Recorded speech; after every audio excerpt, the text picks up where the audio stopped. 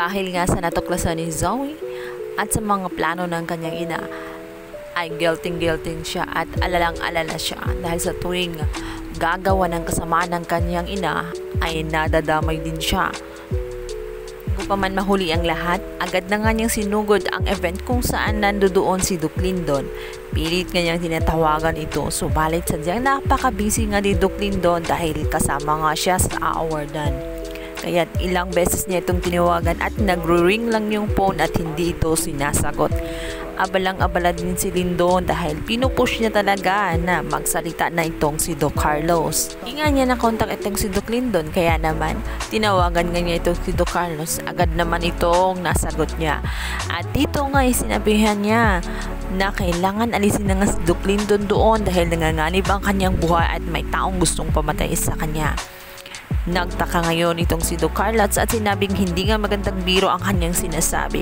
Ngunit sinabi ni Zoe na talagang seryoso siya at hindi na daw mahalaga kung kanino galing ang information. Ang mahalaga daw ay maging safe nga itong si Doc Lyndon. Pag nakaupo na nga itong si Doc Lyndon, nasa likuran naman niya itong si Annalyn. Kaya naman nahihirapan ngayon ang gunman na tudasin nga itong si Doc Lyndon dahil nga may nakaharang na babae at sinabi nitong ito nga yung genius na doktor. Sinabi naman ni Beladia na kailangan na daw niyang gawin ang dapat na gagawin dahil nga ito nga si Doc Carlos ay pilit na pumapasok sa loob. Pulis nga na inutusan ni Moira ay talaga naman siya pang naging bantay sa naturang event. Kaya naman malaya nilang nagagawa ang gusto nilang gagawin. Samantalang itong ang si Doc Carlos, nung malaman niya agad ang sinabi ni Zoe, ay pilit niyang makapasok sa loob. Subalit dahil sa mga death threat daw ni Mayor, ay ayaw niyang papasukin. At talaga nga hindi siya makapasok dahil kakonsabangan ni Moira itong si Beladia. At talaga, ang nag-aalala ng todo itong si Doc Carlos sa buhay nga ni Doc Lyndon. Kaya naman, iikot ito sa likuran at hahanap ng paraan na makapasok talaga sa loob upang masave nga ang buhay nga ni Doc Lyndon. Dahil nabalitaan nga ni Doc RG ang nangyayari doon sa event, agad niya pupuntahan ito upang usisain kung ano ba ang nangyayari. Lalo't alam niyang nandoon ang kanyang anak na si Annalyn.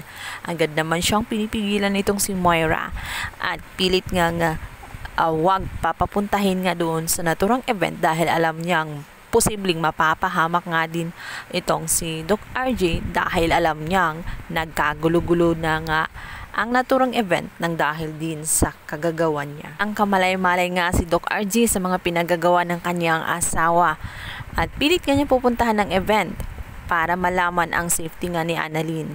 Subalit nang nandyan pa lang siya sa taxi ay nakita nga niya ang isang video na kumakalat kung saan mayroon ngang tao na nabaril doon sa naturang event. Kaya naman labis na ang kanyang pag-aalala, lalo't alam niyang nandoon nga si Annalyn. Samantala, muli na namang naparamdam nga itong si Ninang Diyosa.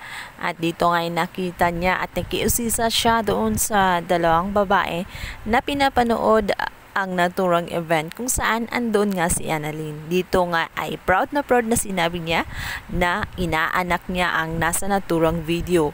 Kinuwento pa niya na sadyang magaling daw talaga ang kanyang inaanak at siya daw talaga ang unang nakadiskubre na may angking talino ito dahil nung 3 years old pa lang ito habang inaalagaan niya ay agad nga nitong napansin na na-memorize niya kaagad ang iba't ibang planeta maging ang mga stars.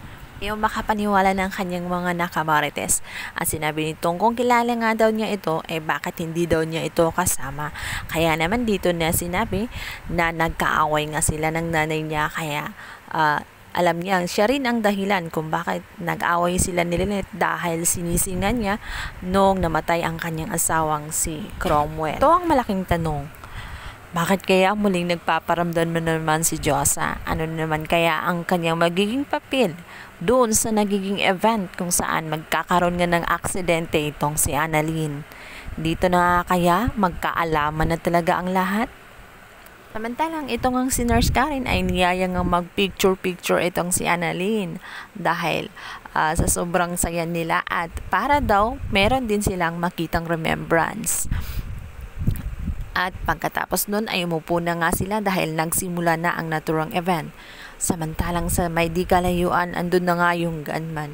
At nagrereklamo na nga ito kasi may nakaharang nga. Dito na nga sinabi na nga ni Baladia na tapusin na ang kanyang ginagawa. At hindi daw problema kung may nakaharang, patagusin na daw ang bala. Mukhang madadamay nga talaga itong si Annalyn. May teorya din ako na posibleng makapasok sa loob itong si Doc Carlos dahil hahanap talaga siya ng paraan para masave nga itong si Doc Javier dahil alam niyang nasa panganib ito. Maaari nga din siya rin ang matatamaan ng naturang bala. Samantala, ito ngang sila Michael ang nalaman ang nangyari sa naturang event. Dito nga ibabalitaan niya sila Chang Susan at Giselle. Gulat nga si Chang Susan at si Ma'am Giselle sa kwento ng mga ito dahil nasabi ngang merong nababaril. Ito ngayon ang pinakamalaking tanong, sino kaya sa kanila ang talagang tinamaan ng bala? Si Doc Lyndon kaya? Si Annalyn? O si Doc Carlos? Ayan ang ating pakaalamin sa next episode. Thank you so much for watching. Please don't forget to like and subscribe my YouTube channel. Thank you so much, guys.